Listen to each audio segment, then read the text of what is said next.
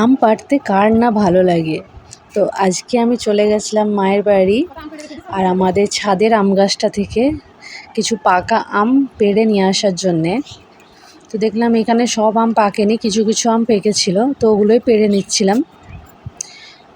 আর তখনই ভাবলাম যে না, একটা ভিডিও বানাই। খুব ভালো লাগছিল দেখে আমের গাছটা, যে তোমাদের সঙ্গে শেয়ার করব বলে।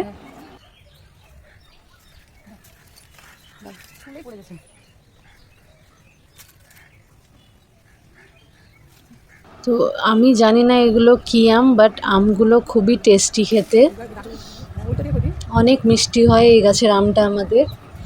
আর বাইরের দিকে আরও গাছ আছে আমের, ওইগুলো হিমসাগর আমের গাছ, ওইগুলোও ভালো, কিন্তু ওগুলোও শেষের দিকে।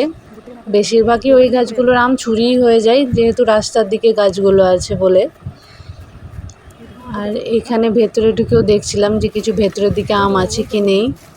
কিছু কিছু আম অনেক উঁচুতে ছিল, ওগুলো লাঠিতে করে পেড়ে নিচ্ছিলাম।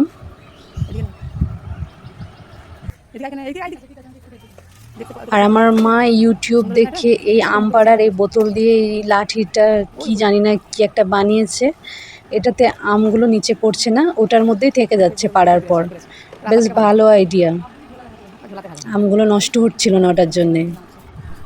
তো অমনি করে আমি অনেকটাই আম পেড়ে নিয়েছি, বেশি আম পারবো না, পাকাগুলোই পারবো।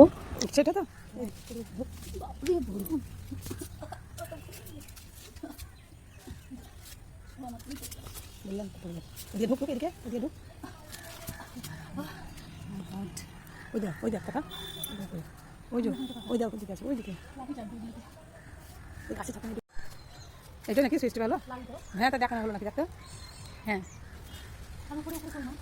উপরে তো পড়ে গেছে সকালে।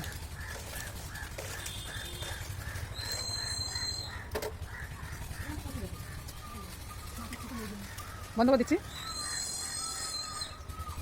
ভিতরে ঢুকে যাও, ওই যে উপরে গাছের দাঁড়ান।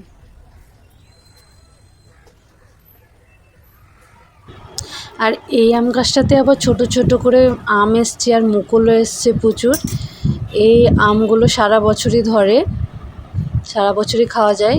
খুব একটা টেস্টি হয় না, রান্না করে খাওয়ার জন্যে ঠিক আছে এগুলো। আর আমি 2 ঝুড়ি আম পেড়ে নিয়েছি এখন। তো আজকের জন্য ভিডিও এইটুখানি। Bye bye.